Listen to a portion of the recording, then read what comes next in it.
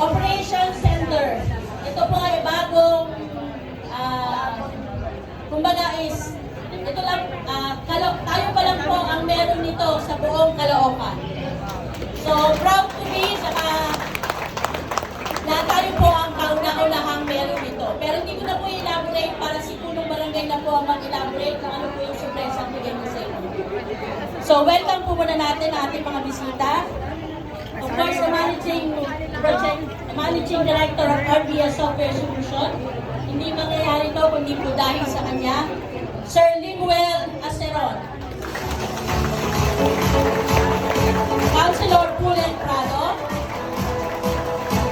Vice Mayor Karina Te. Councilor Tess Serralde. Kagawad Ayang Te.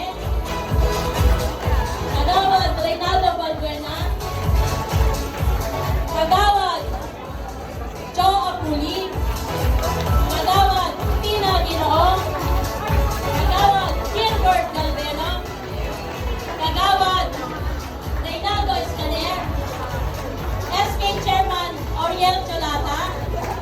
Barangay Captain ng Barangay 186. Kapitan Bas Mayor.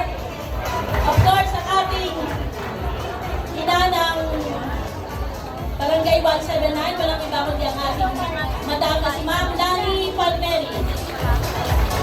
SK Kagawad at mga SK Kagawad. Welcome din po natin ang bagong sikap elderly. Pinamumunahan po ni Beth Jose. Purong 4 senior citizen na pinamumunahan po ni Josephine Luway.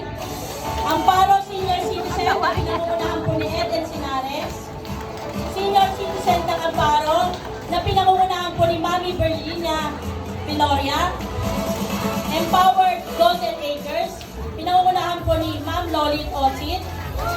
Mr. and Miss Mixed Pride of Barangay 17 ng candidates. Capitol Park Homes 2, pinangunahan po ni Ma'am Lourdes Palma. Pinagbuklod na pinangunahan po ni Teresita Asuge. Kangalu Fire and Rescue na pinangunahan po ni Sir Sherwin Restara. Productive Senior Citizen ng Barangay 179. Pinangunahan po ni Flor Nawagan.